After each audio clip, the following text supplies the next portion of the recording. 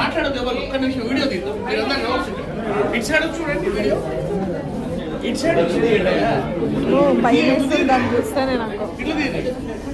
మిత్రులారా ఇది దీన్ని కొండ చీలువ అంటారు. ఈ పాము మన సైడ్ చాలా తక్కువ ఈ జాతి ఉండేది. సో దీంతో ఒక పేషెంట్ కుట్టి వాళ్ళ రావడం జరిగింది.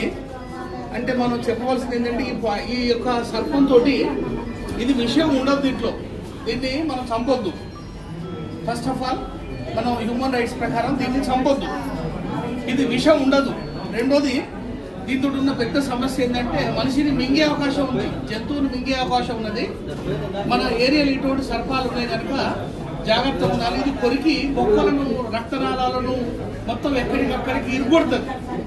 కాకపోతే దీంట్లో కూరలు ఉన్నాయి, మనం చూస్తే ఇక్కడ ఎటువంటి కూరలు లేవు, దీనికి విషం ఉండదు.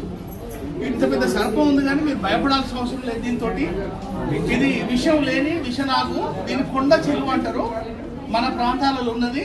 మీ అందరికీ జాగ్రత్త వరకు ఎవరు భయపడాల్సిన అవసరం లేదు. ఈ సర్పంతో ఇటువంటి సర్పంతో ఉండి ఏదో ఉన్నాయని మీరు సాగొట్టకండి జాతిని మన సైడ్.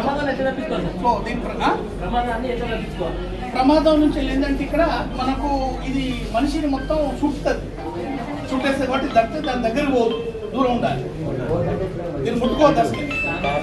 మొత్తం ఊపిరి మొత్తం మనిషిని బట్టి ఒత్తిడిని బట్టి అది మొసాడకుండా చేసి మింగేస్తుంది. కాబట్టి దీని దూరం ఉండాలి, సరేనా?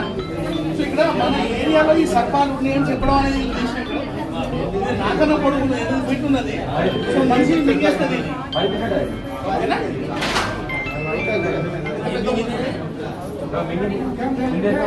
ఓకేనా?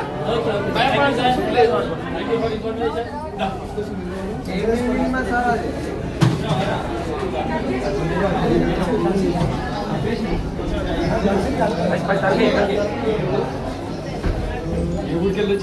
ఇది కంచనపల్లి ప్రాంతం నుంచి వచ్చింది.